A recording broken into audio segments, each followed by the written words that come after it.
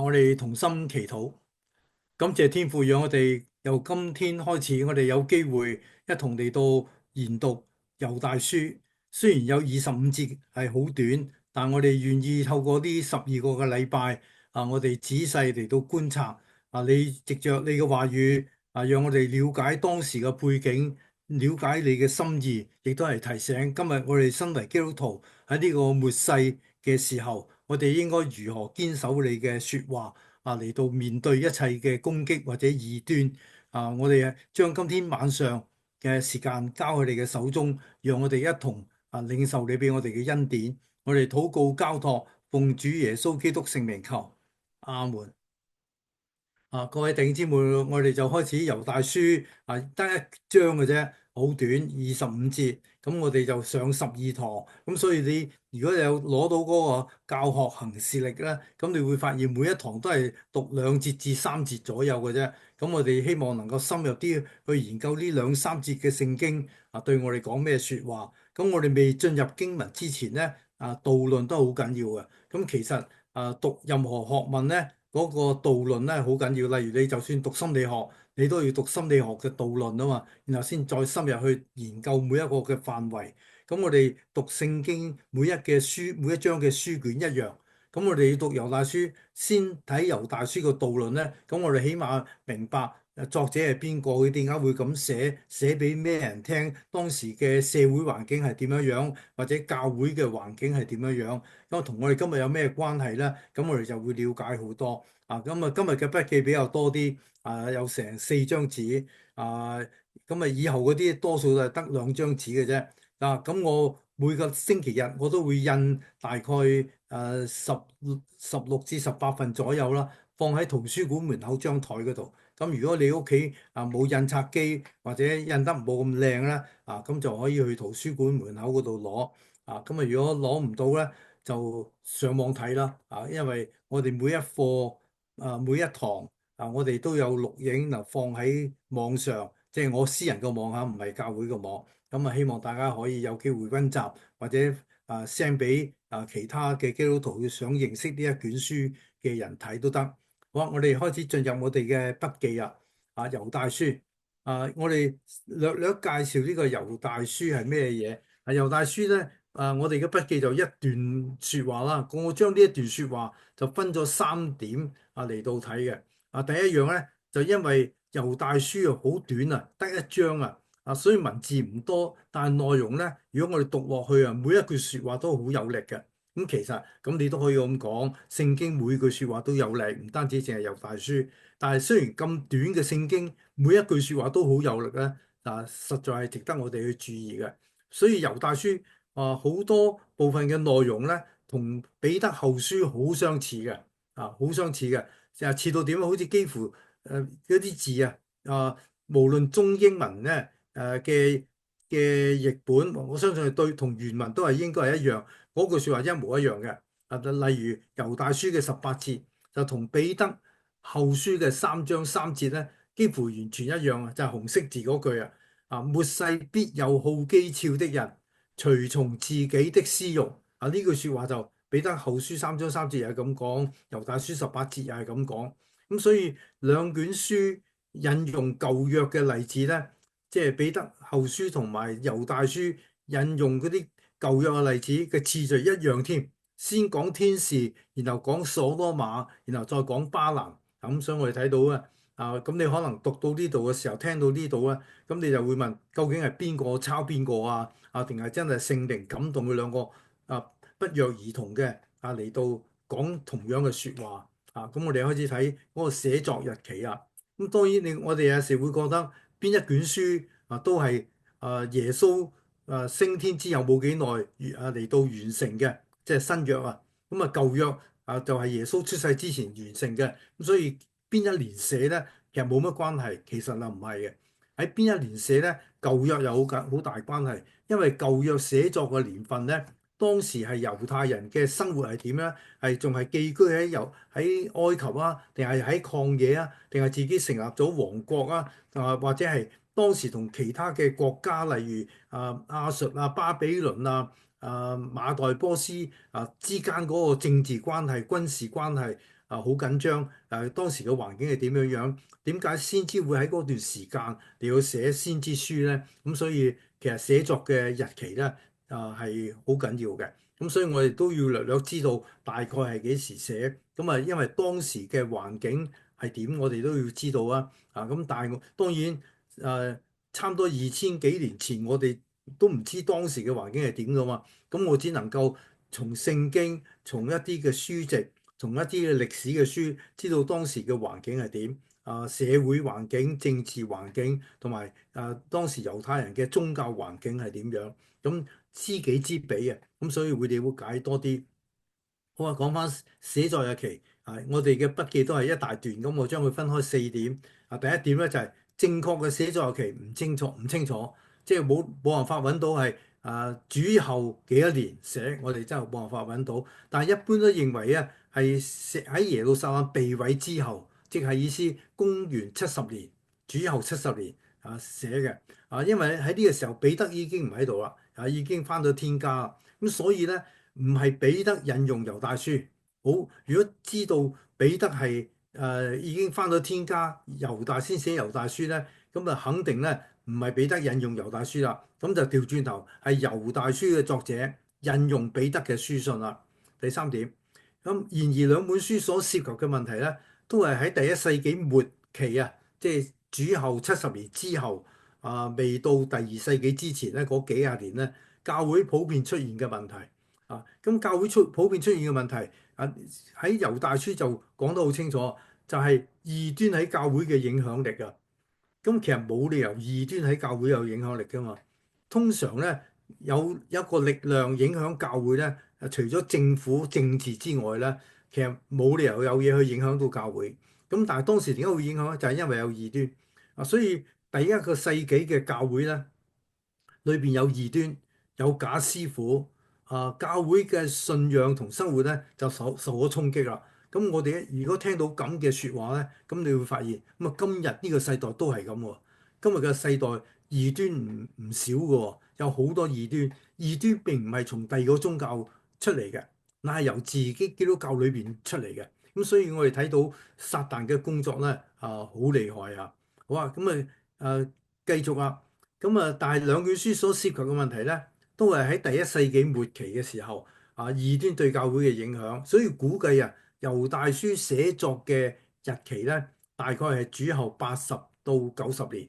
換句話講，比啟示錄先啲咁呢個嘅估計咧，主後80至90咧呢個係一般嘅接納又而且係合理兼適合嘅。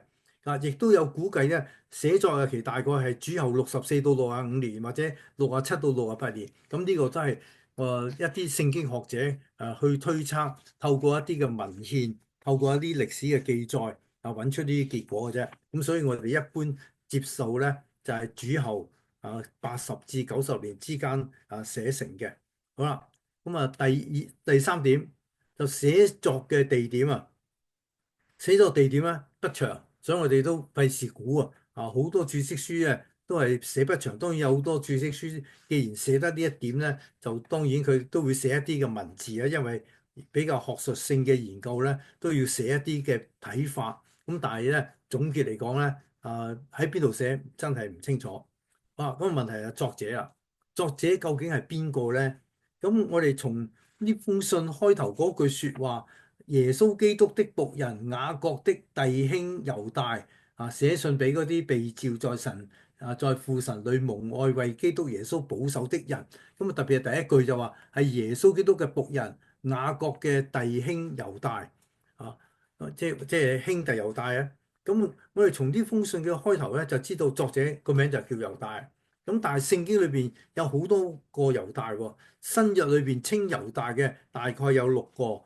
包括路加福音講到舊約嘅人物，即係耶穌家譜喺舊約裏邊嘅人物咧，有叫做猶大嘅都有2個，咁即係6個加2個，即係新約2個，舊約2個加埋，已經有8個猶大嘅名喺度啊！咁我哋筆記咧都將啲新約舊約唔計啦，計新約呢6個嘅猶大咧我哋要作一個簡短嘅介紹啦。第一個猶大。就係大馬色嘅猶大。點解一定要講大馬色咧？就係因為到保羅喺大馬色路上攞住告狀要去捉基督徒嘅時候，咁啊見到一道光，殘到佢睇唔到，佢成個仆落地下度。咁當佢擘大眼嘅時候，睜開眼睛，佢乜都睇唔到啊，盲咗啊！咁有一個人嚟拉住佢嘅手，帶佢去到大馬色。啊，聖經冇講到呢個人係咩名啊？當時拉住佢嘅手，帶到去大馬色，喺佢屋企度住，一路都仲未爆啦！呢一個人嘅名叫咩名啊？3日睇唔到嘢，咁呢3日阿保羅當時叫掃羅都係冇心機食嘢啦。3日睇唔見，3日不吃不喝。喺嗰段時間咧，大馬色有一個門徒就叫做亞拿尼亞。咁啊，主嘅使者就對亞拿尼亞講啊，佢話亞拿尼亞，你起嚟往直街去，即係條街好直嘅，你唔使轉彎抹角，直去喺一個人個名叫做猶大，在猶大的家裏訪問一個大數人，名叫掃羅，佢啱啱喺度祈緊禱。咁啊呢到呢個11節咧，先講出保羅仆低喺地下盲咗睇唔到嘢咧，帶佢去住喺呢個人嘅屋企。而家先講出呢個人就叫猶大。咁所以我哋稱佢為咧大馬色嘅猶大。咁啊，當亞拿尼亞去到之後咧，就按手喺佢身上為佢祈禱。佢掃羅即係保羅睇翻嘢啦。咁呢一個嘅猶大咧就係叫做大馬色嘅猶大。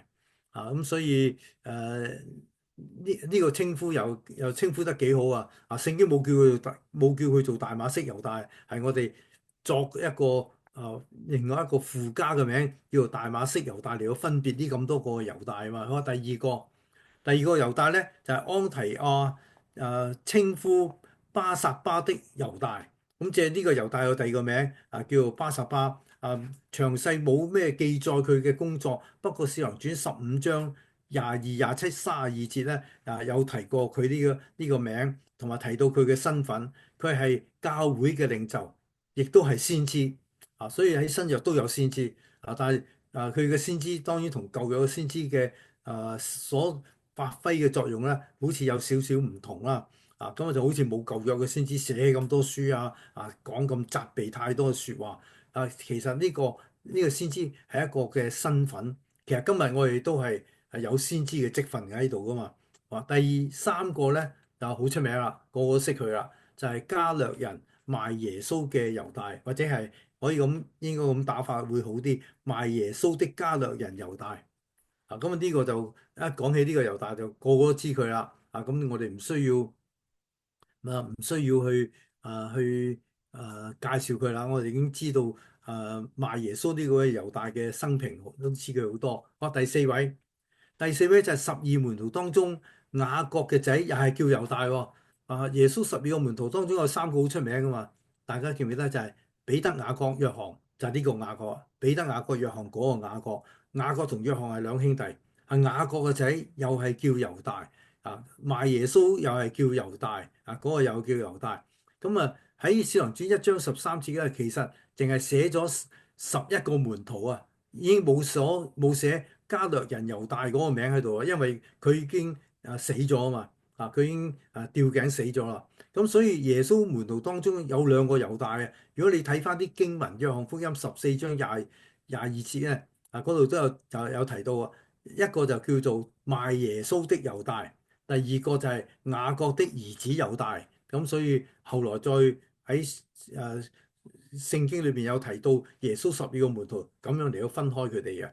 咁特別喺呢個嘅和合本咧有將兄弟又譯做兒子。咁大部分嘅聖經家咧都認為雅各嘅仔猶大係佢嘅仔，唔係佢嘅兄弟，亦叫猶大。咁如果係就變咗雅各、約翰、猶大就3兄弟啦。咁但唔係，呢個係佢嘅兒子。咁大部分都係接納呢一個嘅解釋。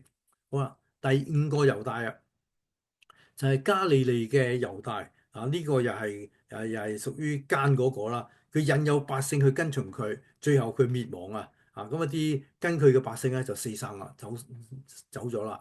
咁第6個猶大咧就係呢個猶大書嘅作者。我哋接納第6個猶大係係猶大書嘅作者，就係耶穌嘅兄弟雅各嘅細佬，即係意思話耶穌有個細佬叫雅各，耶穌仲有一個細佬叫猶大，就係呢一個嘅猶大寫呢個猶大書。咁經文馬太13章55節6章3節。咁因為時間關係冇辦法將呢啲經文打出嚟去讀一次啊。咁如果有機會讀一次就更加清楚啦。咁如果有時間就可以翻睇。好嘛？咁我哋解釋一下只有喺馬可6章3節咧，真正稱佢係耶穌的兄弟猶大嘅。呢張馬可6章3節就寫得好清楚啦。咁喺呢度咧，點解佢唔自己稱自己嘅？即係猶大寫猶大書啊嘛，點解唔稱我係耶穌嘅兄弟猶大咧？而反而係寫講佢第二個嘅哥哥雅各兄弟咧？咁呢個表示咧，我哋認為點解佢咁寫？呢個就係推理啊！釋經方面有一個原則叫做聖經冇明講嘅時候，就唯有推理啦。我哋推理咧就係佢表示佢嘅謙卑。佢寧願做耶穌基督嘅僕人啦，因為猶大書第一句就話耶穌基督的僕人啊嘛。佢寧願做耶穌基督嘅僕人。咁同埋我哋嬲尾嗰點啊，一般人都好喜歡同嗰啲有名氣嘅人拉上關係嘅。咁當然如果佢話我係耶穌的兄弟猶大寫信俾你哋，咁當然好似有力好多，但係佢咪佢謙卑啲，佢寧願講佢係耶穌嘅僕人講佢另外一個親生嘅哥哥叫雅各。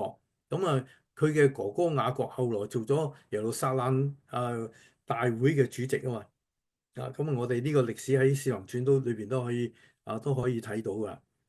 咁我哋睇另外一段嘅文字裏邊咧，雅各猶大都係耶穌升天之後先信主嘅。咁我哋喺耶穌受難之前，我哋冇睇到耶穌佢有任何兄弟姊妹有信佢跟隨佢，冇啊。直到耶穌復活啦到升天啦係咪復活就即刻信佢，定係升天之後先信佢咧？我哋亦都冇辦法查考。總之耶穌復活後40日向門徒顯現之後，佢升天啦。以後記載就有佢啲兄弟信咗耶穌。咁所以雅各同猶大呢兩兄弟，即係耶穌嘅細佬喺耶穌升天之後信主。咁雅各後來都做咗耶路撒冷教會嘅領袖啦。係評論佢唔係舉手表決啊。佢話依佢嘅意思咧外邦人信耶穌係唔需要行割禮嘅因為當時討論緊呢個會友大會嘅問題啊嘛。咁猶大雖然喺初期教會好似冇咩重要地位亦都未躋身喺使徒嘅行列當中。我哋好少寫提到使徒猶大，好少咁樣講噶嘛。但所以佢喺信裏邊咧，自己稱自己叫做耶穌基督的僕人咁佢即係隱隱約約用咗呢個名咧都係好好嘅。咁我哋唯一嘅解釋係咩咧？即係第二段啦。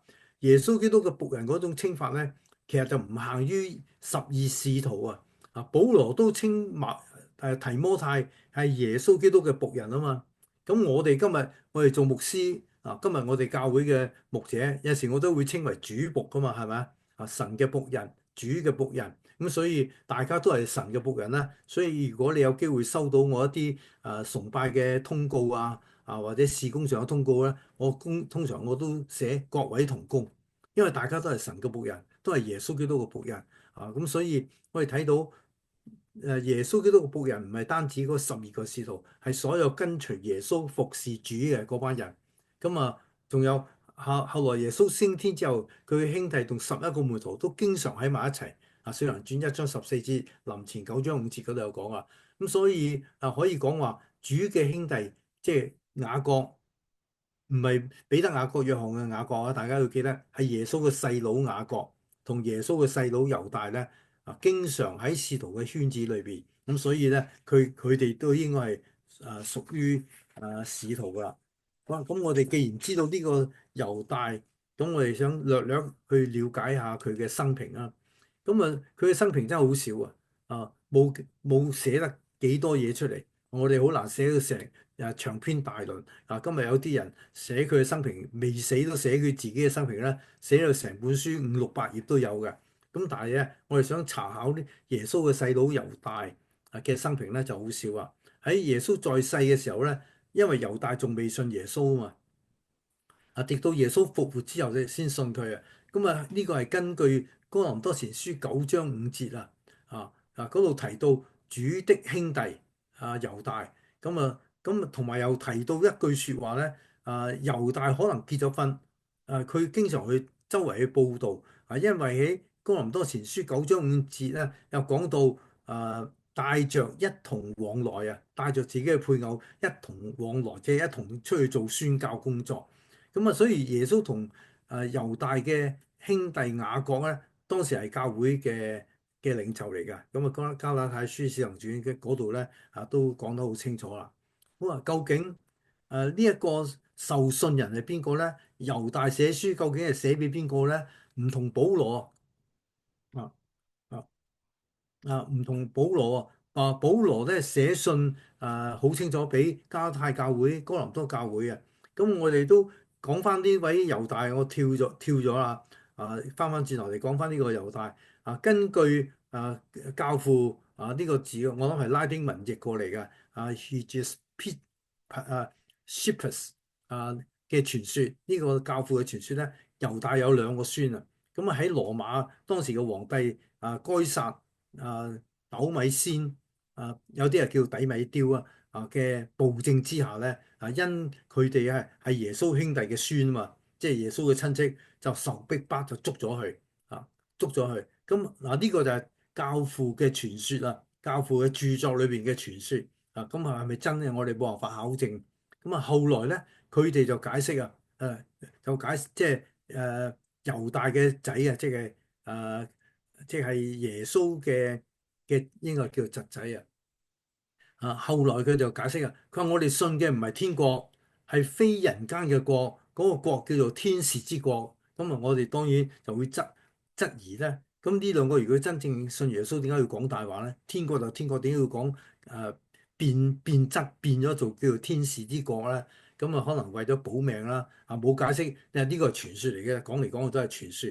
傳說嘅嘢我哋就唔好當真。即係總之知道猶大信咗主之後，做咗使徒都為主做好多工作。就因為佢兩個仔就話嗰度講嘅係孫啦，兩個孫猶大兩個孫話佢哋係屬於天使之國咁將佢哋釋放咗啦。好啦，咁呢啲係題外話啦，即係嗰啲野史講出嚟嘅嘢啫。好，第六點我哋睇受信人係邊一個咧？寫信寫俾邊一個咧？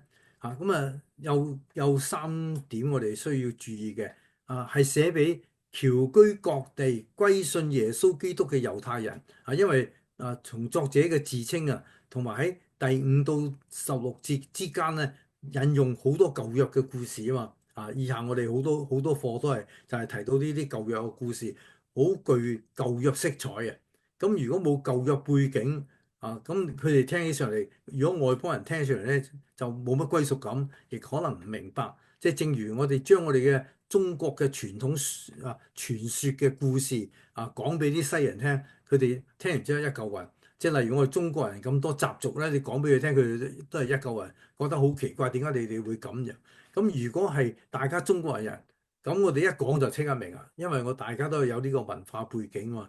咁所以我哋從5到16節之間引用咗好多舊約嘅故事咧，或者人名嘅故事咧。咁我哋深信受信人咧係好有猶太色彩、有猶太背景嘅不過只係講作者有猶太背景唔係講到讀者一定係有猶太背景唔一定係噶嘛。咁可能會唔會佢寫呢封信出去，猶太人又睇？非猶太人嘅基督徒亦都有睇，咁我哋就唔清楚因為如果我哋有信耶穌或者當時信咗耶穌嘅人，唔單止淨係嗰時新約都未出，佢哋多數都要睇翻舊約嘅，咁所以佢哋應該都了解到一啲舊約嘅故事啊。第二種講法就係寫信俾分佈喺小亞細亞嘅外邦信徒內容部分同彼得書信一樣咁所以一啲嘅學者認為咧，猶大同彼得咧都係喺當時為咗要對付異端，所以就寫咗彼得後書，同埋猶大寫咗猶大書。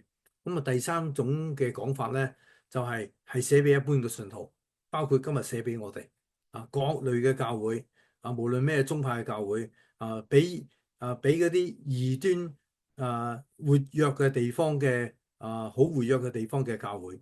咁今日我哋身喺多倫多呢個地方，異端活唔活躍咧？咁其實我哋好少去接觸啫。其實異端都好活躍，最活躍咧就係靈恩派。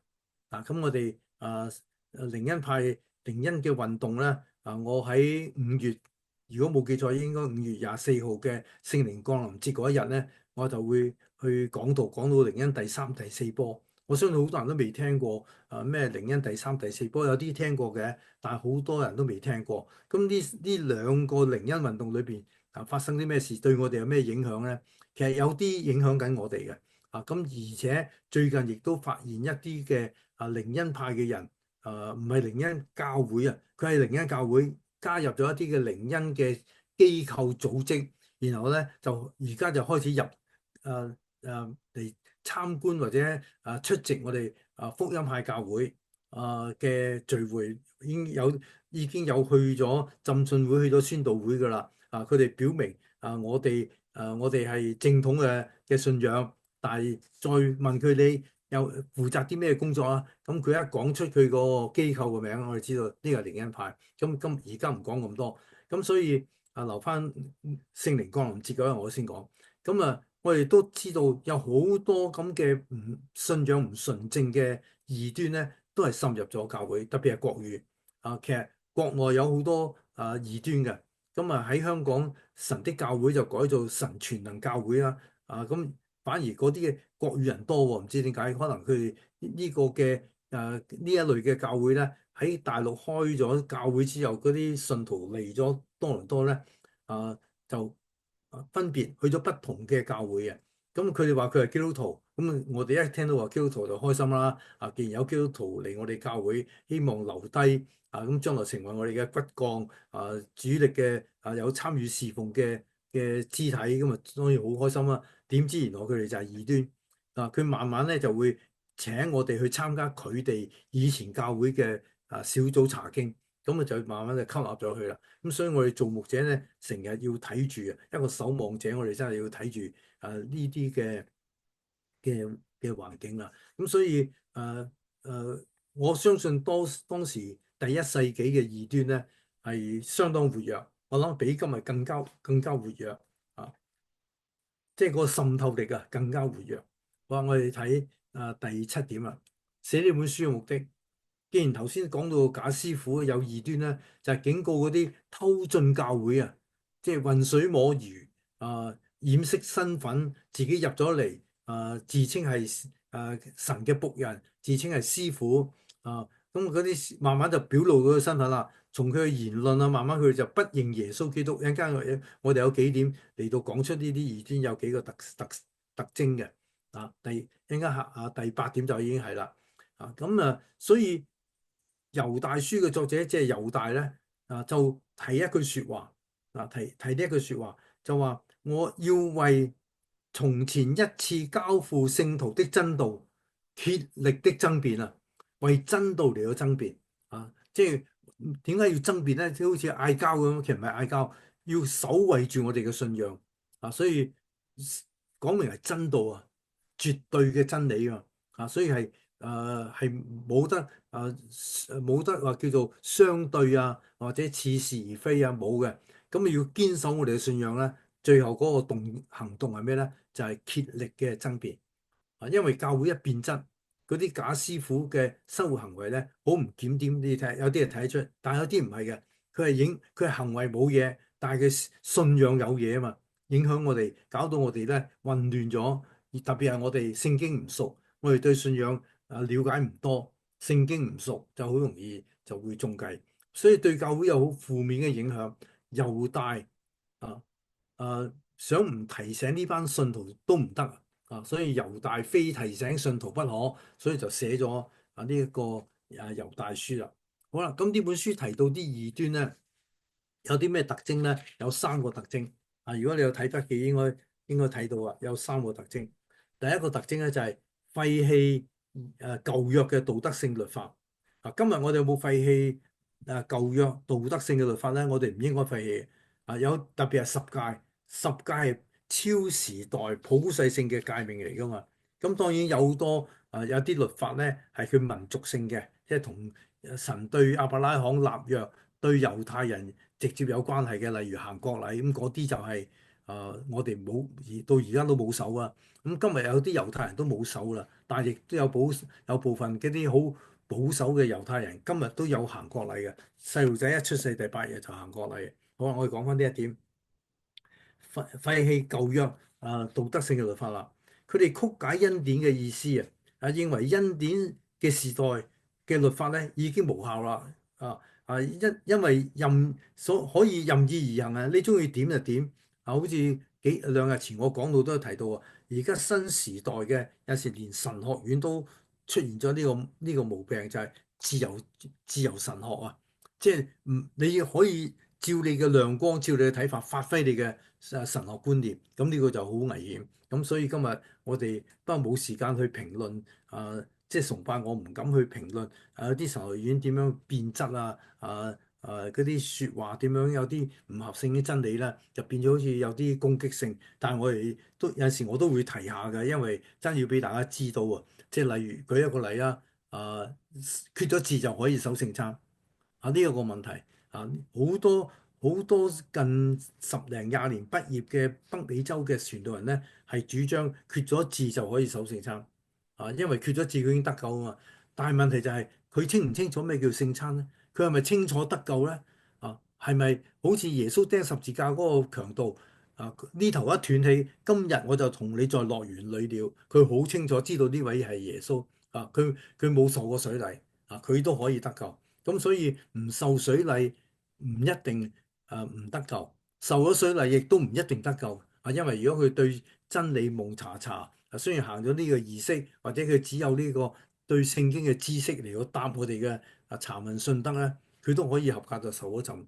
咁所以我哋喺教會裏邊會發現咧好多呢一類咁嘅問題冇到驚任意而行太隨便越嚟越放鬆。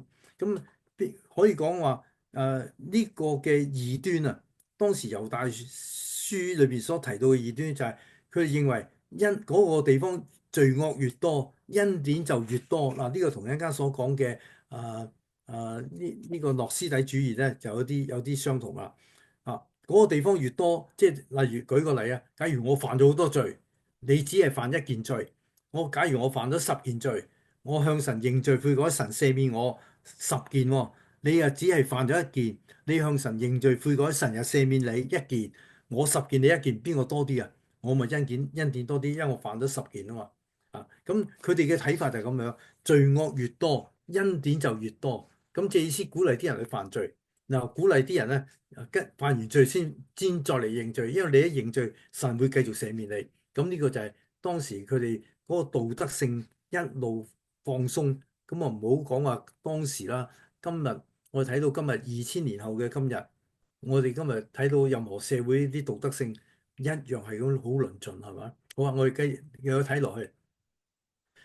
裏邊有幾個問題即係第一點呢個廢棄咗舊約嘅道德律法咧，有先一二三四有5點咁我哋先睇下羅馬書6章1到2節裏邊都有講呢啲問題啦呢度有5點係1、2、3、4、5點咁呢5點我而家逐點講我哋先睇翻羅馬書6章1到1節，佢話這樣怎麼說呢？我們可以仍在罪中叫恩典顯多嗎？呢個咪就係同猶大書嘅觀念一樣啦。即係我越多罪，恩典就越多，斷乎不可。我們在罪上死了的人，豈可仍在罪中活着呢？咁你既然在罪上死咗，得蒙拯救成為基督徒咧，你唔可以繼續活喺罪中啊嘛。咁所以呢個係保羅寫羅馬書寫到救恩嗰時，佢就提出呢一點好有5點喺我哋嘅筆記裏邊出現咗。第一點，神就係將神嘅恩典變作放縱情慾嘅機會即係意思就話我犯罪犯得越多，我咪認罪咯。神嘅恩典又再赦免我，我咪恩典越多咯。咁喺第4節猶大書嘅第4節，因為有些人偷進來，就是自古被定受刑罰的，是不虔誠的，將我們神的恩變放縱情慾的機會。並且不認獨一的主宰，我們主耶穌基督。呢個獨一陣間我哋亦都會解釋嘅啦。好啦，第二，佢哋甚至妄行逆性嘅罪啊！咁我一提到逆性，我就諗起同性戀啦，像所多瑪人一樣，就第七節嗰類所講。咁我哋通常認覺得所多瑪當時有使者去叫羅德離開所多瑪，因為上帝要用天火嚟到焚燒所多瑪俄摩拉啊嘛。咁當時所多瑪城啲人見到有兩個人生保人入咗羅德嘅屋企啊，叫入咗羅德嘅屋企，就叫佢交出嚟任我哋要妄為啊！咁即係我哋就推測佢以為呢兩個係好靚仔嘅男人，咁所以要交出嚟。後尾羅德咪話：我有三個處女，不如交俾你哋，由你哋去糟質佢，就我唔會將我朋友交出嚟。咁呢個就我哋估計咧，當時所多瑪城咧係好流行嗰種嘅同性戀，所以經文第七節咁講。又如所多瑪俄摩拉和周圍城邑的人，也照他們一味的行淫，隨從逆性嘅情慾啊嘛，逆性啊嘛，唔係順性嘅情慾啊嘛，就受永火的被刑罰，作為鑑戒。咁所以呢個第二樣就係逆性嘅罪。第三就係以自己獸性嚟到管理自己嘅人生。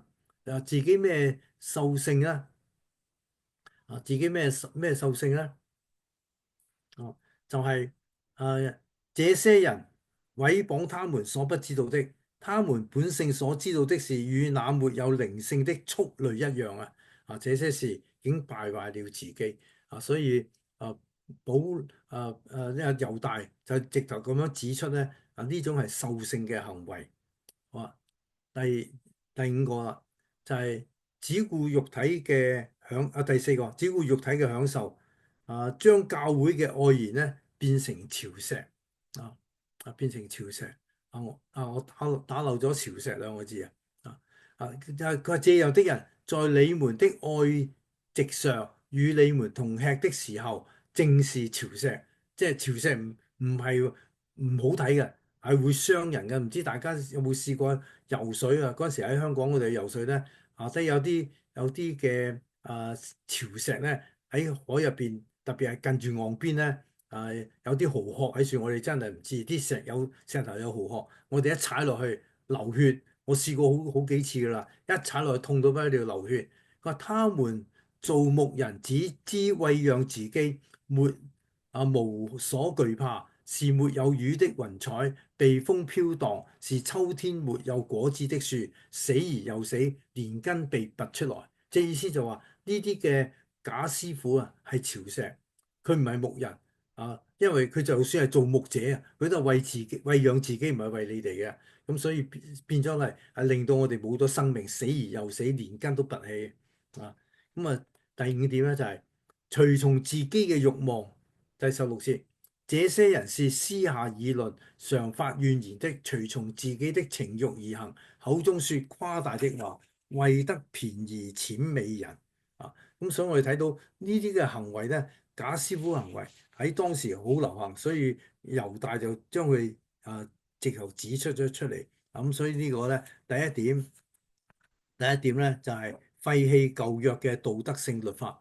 而家我哋睇第二點但係否認主耶穌基督係獨一嘅主宰咁異端對耶穌嘅神性經常都好多批評嘅，或者係否定啊。今日基督教裏邊嘅異端都係否定耶穌基督嘅神性就有啲人否認咗三位一體先咁所以我哋睇到當時嘅異端對於耶穌基督同埋上帝嘅獨一性咧有好大嘅質疑。咁會動搖當時嘅信徒，所以猶大書裏邊有兩次提到呢句説話：獨一的主宰和主耶穌基督喺第4節、24節，獨一的神講明獨一，所以喺猶大書有獨一呢兩個字出現咗兩次啦，就係第4同24節啦，係可以講話係好重要所以獨一呢句説話喺保羅書信獨一嘅真神。獨一嘅救主喺保羅書上都成日提嘅羅馬書16章提前1章同埋6章都有提到呢一句嘅説話。好啦咁提到獨一咧，我哋就剛才我都提過啦，當時嘅諾斯底派嘅思想所有讀教會歷史咧，都會讀到當時教會係受諾斯底主義嘅影響。咁佢哋嘅基本觀念咧就係二元論啊，二元論嘅宇宙觀。所謂二元論咧就係靈同埋物質，靈係善嘅，物質係惡嘅。咁啊，佢哋認為咧，新約嘅上帝同舊約嘅上帝係有唔同嘅。新約嘅上帝係啟示同拯救嘅上帝，係次等嘅，而舊約嘅上帝咧係創造天地萬物嘅上帝。咁你睇起嗰個工作邊個重要咧？當然今日我哋就話拯救救恩同創造一樣咁重要，但係喺佢哋嘅睇法咧，創造比呢個拯救更加重要。咁所以佢哋唔會相信呢個獨一嘅真實。第三點咧，佢哋對罪惡嘅解釋啊，世界上嘅創造係嚟自惡嘅物，即係所以物質係屬於惡嘅。將創造者嘅上帝咧批評成為一個無知嘅上帝。今日好多人都咁批評啦。點解上帝要做撒旦咧？點解上帝要做條蛇咧？如果冇做條蛇，咪亞當夏娃唔使犯罪咧？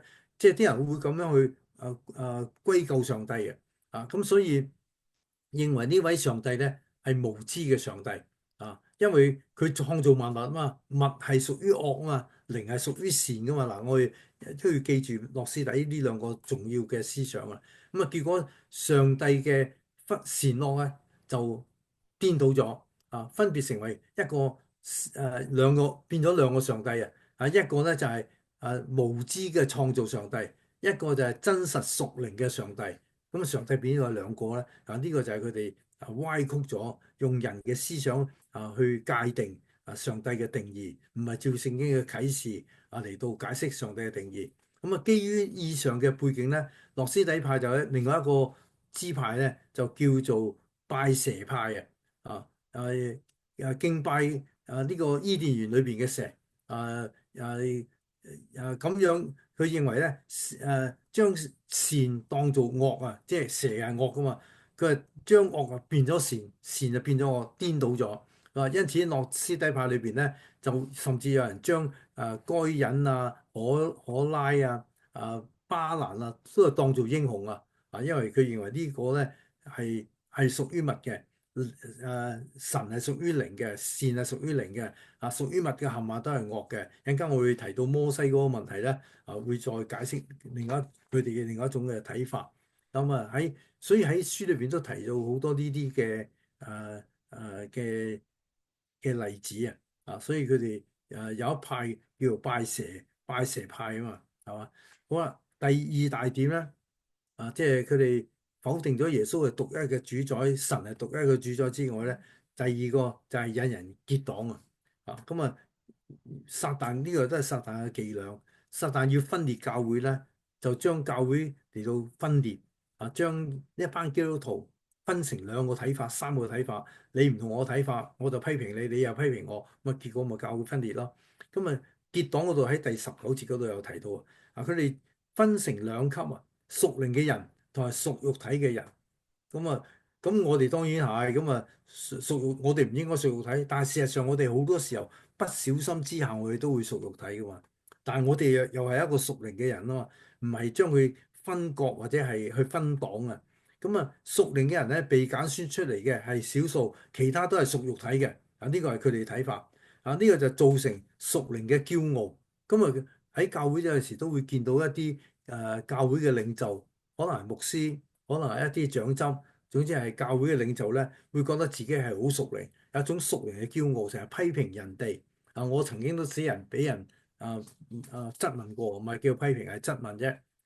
我嚟咗移民嚟加拿大冇幾耐，喺一間教會侍奉嘅時候咧，有個執事。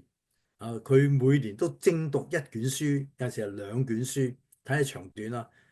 我識佢冇幾耐啫，啱到任冇幾耐啫嘛。佢話張牧師，你有冇精讀邊一卷嘅聖經啊？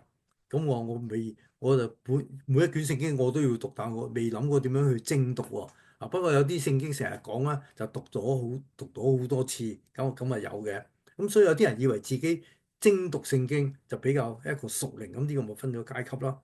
好啦，咁佢哋第三個罪咧，就係呢度打咗出嚟，廢棄舊約，否認耶穌嘅獨一主宰。第三咧就係否認天使。即係佢哋唔相信有天使而且唔接納天使嗰種嘅尊貴權柄呢個就係異端否認天使、侮辱天使喺第八節第八節嗰度話輕慢主治的、毀謗在尊位的。咁你可能就話輕慢主治同埋尊位咧，未必係指天使喎。會唔會輕慢主治係指嗰啲主權咧？即係指上帝自己，因為上帝有主權啊嘛。有主權又佢有主治啊嘛，會唔會又係上帝俾地上嘅掌權者有主權有權柄啊？會唔會係指呢啲咧？或者因為聖經裏邊都係講一切權柄都係從神嗰度嚟噶嘛，羅馬書13章1、2、2節所以我哋要順服地上嘅掌權者，因為權柄係從神嗰度嚟噶嘛。咁第二咧就係毀謗在尊位的。按照猶太人嘅文化咧背景咧佢哋認為天使係有尊位嘅，因為猶太人聖經冇講啊，但係佢猶太人有一個觀念就係每一個人都有一個天使，有一個守衛嘅天使。其實佢哋冇講，但係聖經裏邊都有記載咧。彼得佢坐緊監嘅時候咧，啲人喺屋企嗰啲信徒喺屋企一路迫切為佢祈禱。咁彼得就家門大開，木狗又甩晒。咁彼得咪走咯，咪走咗出嚟啦。當時呢班人祈緊禱唔知，彼得就拍門入去，啲人以為係彼得嘅天使出現啦，以為係彼得嘅天使出現。咁俾我哋咁樣去推測咧，會唔會彼得嘅天使似彼得？我哋每一個人都有個天使，我哋嗰個天使係似我哋啦。咁聖經咧就冇咁詳細去描寫呢啲咁細節嘅嘢。不過咧就8月份嘅主日學就會教天使學咁嗰陣時先再詳細去研究呢一方面。呢個就似乎同我哋生活嘅直接關係不大咁睇下到時有幾多人讀啦。淨係8月份一個月啫。好啦，咁亦呢個尊位咧，亦都係指神嘅榮耀嘅光輝即係包括地上嘅掌權者都有尊位，教會嘅神僕、教會嘅領袖都有尊位噶嘛。假師傅就喜歡咧毀謗教會嘅有尊位嘅人，即係換句話講，魔鬼撒旦就係攻擊教會嘅領袖，教會領袖一跌倒，教會就散啦。咁呢個都俾我哋睇到咧，呢個。撒旦嘅伎倆好講翻佢哋藐視天使即係否認天使。雖然話輕慢主治的、毀謗在尊位的啦，冇直接講係天使，但係佢哋係尊敬天使。佢認為天使都係主治嘅，佢認為天使都係受尊敬嘅一班，所以有尊位嘅。咁佢哋就否認天使咁我哋點解否認天使咧？頭先我哋都有提到所羅馬有一部分嘅罪咧。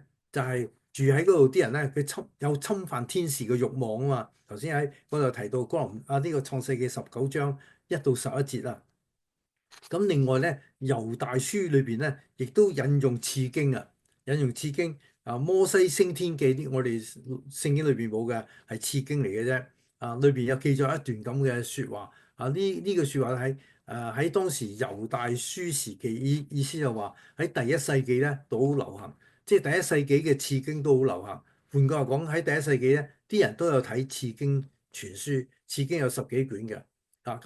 摩西升天記呢卷嘅次經咧，裏邊有記載，同我哋嘅正典記載一樣嘅。摩西死嘅時候，嗰個事實係記載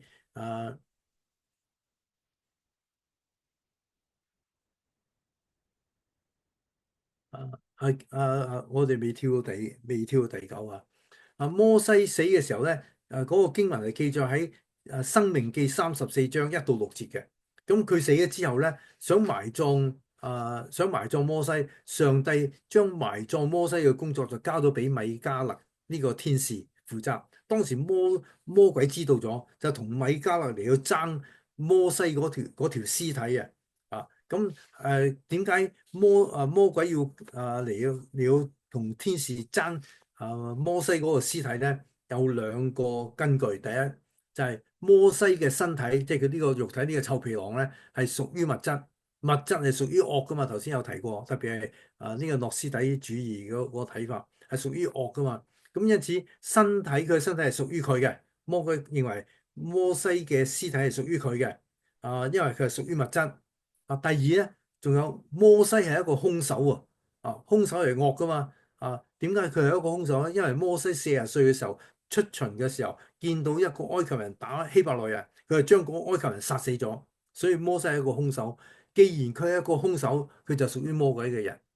所以魔鬼就想同天使米迦勒天使長米迦勒咧就爭摩西嘅屍體。咁大家爭嚟爭去嘅時候，當然爭唔到啦。魔鬼爭唔到啦。爭嘅時候咧，聖經有記載喺呢個第九節猶大書第九節都有咁講。佢話天使長米迦勒為摩西的屍首與魔鬼爭辯的時候。咁其實聖經冇記載佢兩個爭辯啲咩嘢，但係呢個摩西升天記裏面有記載啦。尚且不敢用毀謗的話責備他，只說主責備你吧，即係好客氣，主責備你吧。咁所以我哋睇到當時佢哋猶大寫猶大書時期咧，嗰班猶太人咧唔係咁尊重天使嘅。好啦，猶大書同彼得後書嘅比較，咁我哋嘅筆記裏邊有一張表我冇 show 出嚟，因為你有筆記你就睇到啦。有個表有6個地方係猶大書同埋彼得後書咧，有6個地方好相似。咁我就唔打出嚟啦。咁大家有機會咧就去睇呢個對照啦，去對照比較一下你就最清楚啦。第10點咁猶大書同次經。偽經啊同因為猶大書裏邊有2次係引用次經嘅。咁次經係兩約之間嘅作品嚟嘅。如果你有讀過兩約之間嗰科，你就知啦。兩約之間嘅宗教貢獻，其中咧就係有次經嘅出現。咁次經當時所記載咧係喺兩約之間嗰百幾年嘅生活民間嘅生活宗教嘅生活咧寫得好詳細。咁所以將佢哋嘅睇法一啲嘅傳說咧就寫咗落去。咁呢個係值得參考。我自己都買咗本次經全書如果你有興趣可以同我借嘅。咁你可以睇，好薄嘅就次經全書有10幾卷。咁裏邊就有一啲嘅記載咧，猶大書有引用嘅。咁兩約中間嘅時候，猶太人喺嗰個混亂同埋外敵嘅管轄之下咧，佢哋彌賽嘅觀念好強啊，因為佢哋喺人哋嘅管轄之下就好想彌賽快啲嘅降臨。咁喺嗰段時間咧，就有一啲嘅文藝作品文字嘅作品、文字嘅記錄，咁出現咗次經同埋偽經。次經咧就係Apocrypha。如果我哋讀神學都會知道有呢2卷書。第二咧就係呢個偽經，我哋啲中文就譯咗做偽經咧，就係假嘅，即係唔係聖經。就係Pseudepigrapha。所以我哋呢啲字都係好難讀啊，即係同啲藥名一樣好難讀咁我哋睇呢個係第一點。喺猶大書引用次經嘅呢個第一點。第二頭先有提過。佢引用摩西升天記啊嘛。喺第14節、15節引用咗以諾書。咁所以我哋睇到第8節同14、15節咧都引用咗以諾引用咗次經嘅經文。咁所以我哋相信咧，猶大時代咧嗰啲基督徒都有睇次經嘅。咁佢哋當次經係聖經因為嗰陣時新約仲未出現啊嘛。係當次經係聖經淨係單單淨係仲係睇緊舊約嘅39卷，即係特別係摩西5經同埋先知書咁第3點咧就係次經同偽經嘅分別啦。喺舊約聖經同次經之外嘅作品咧假借舊約嘅族長先知嘅名咧，就寫咗一啲嘅故事我哋稱佢為偽經。咁所以有聖經、有次經有偽經。咁有咩分別咧？呢個表我就打出嚟，你就好清楚啦。聖經係神嘅説話，次經咧係人嘅説話。所以我哋基督教就冇將次經放喺我哋嘅聖經後邊。天主教就有，天主教將次經嘅10幾卷咧就放喺66卷聖經之後。不過佢都註明係屬於次經。偽經咧就唔係聖經嚟㗎。偽經我哋稱佢為神話係神話嚟嘅。古靈精怪，咁所以嗰種宗教價值完全冇嘅，咁所以我哋就冇將佢擠喺我哋嘅正典裏邊啊。好啦，咁去到猶大書嘅鳥瞰啊，喺我哋嘅筆記嗰處啊，咁所謂鳥瞰咧就係成個猶大書好似一隻雀仔飛上天空，望落下低一眼睇晒啊，即係咁嘅角度叫做鳥瞰啦。啊，咁我哋就將佢分析幾點，有一二三四點喺度。第一，或者係當五點啊，重複句啊。啊，第一咧就係佢嘅文體係説明文。啊，有部分係敘事文，即係有故事性喺處嘅。第二咧，人物咧就係猶大、雅各同埋收信人。收信人就係頭先我哋所提到，可能係小亞細亞所有嘅基督徒啦。啊，被引述嘅人物好多啊。啊，猶大書裏邊被引述嘅人物有不守本位嘅天使，有善良嘅天使。第三個天使咧就係米迦勒，由摩西、該隱、巴蘭、可拉、亞當、以諾呢幾個人咧就喺猶大書出現過。咁陣間我哋下一堂開始咧，一路逐段睇落去，就會讀到呢啲人物嘅事蹟啦。啊，咁被引述嘅地點喺邊度咧？有提到埃及自己的住處，有提到所羅馬、俄摩拉提到地點有提咗呢幾個名。咁重複句啊。重複句咧就要睇筆記啊，我就呢度冇打出嚟因為有一二三四五六七八九十，有12行啊，我就唔想分兩張打，又唔想一張打，一張打太細睇唔到。咁如果有筆記，你就會睇得好清楚。重複嘅字因為經文得一章啊，喺一章裏面都會重複咧，一定係好重要嘅字啊。咁所以呢個都係我哋平時研經咧好敏感睇到嘅地方。就好似雅各書提到，你們要喜樂，我再説你們要喜樂，你要常常喜樂。哇！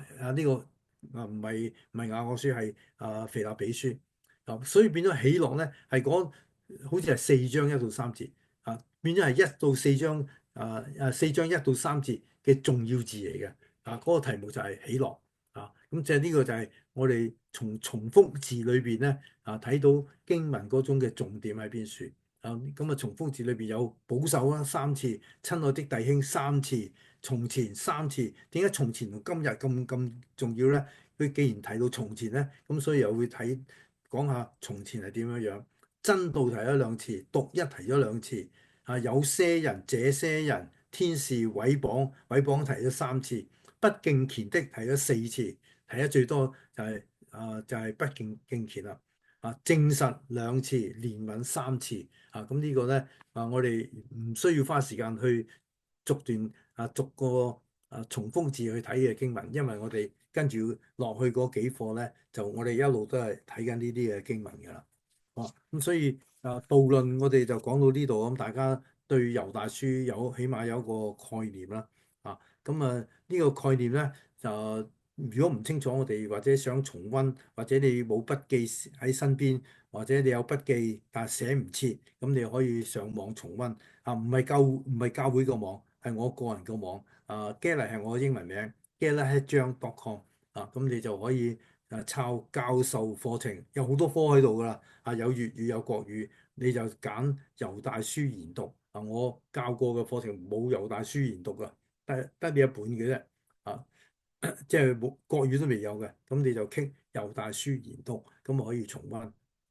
咁如果你有認識一啲朋友都想讀主日學，又冇時間參加我哋呢一個時間嘅主日學課程咧，你都可以叫佢有時間上呢個網睇翻啲教過嘅主日學課程都得。好啦，今日大概時間就到呢一度啦。咁我哋如果有嘢問咧，就可以見到我同我講啦，或者 email 俾我，或者 WhatsApp 俾我啦。咁我就喺下一堂嚟到解答。如果冇咧，咁我哋今日嘅時間就到呢一度，我哋作一個結束祈禱。我哋同心禱告，感謝天父，當我哋睇到耶穌嘅兄弟猶大喺耶穌復活之後改信佢嘅信仰佢從唔相信耶穌係救主係彌賽亞，變成耶穌基督嘅僕人，好謙卑嘅成為耶穌嘅僕人嚟到睇牧養當時嘅教會，提醒當時嘅教會要小心異端，今日我哋教會都係有好多嘅問題會存在啊，有異端嘅引誘，我哋聖經唔熟嘅時候所帶嚟一啲嘅疑惑，主啊，求你幫助我哋，讓我哋透過猶大書俾我哋嘅警惕警告啊，讓我哋堅守你嘅説話，為真道竭力嘅爭辯。主啊，求你保守我哋，垂聽我哋嘅禱告啊，讓我哋又帶咗一個渴慕嘅心，繼續研讀你嘅説話。我哋禱告奉耶穌基督聖名求，阿門。啊，好啊，我哋。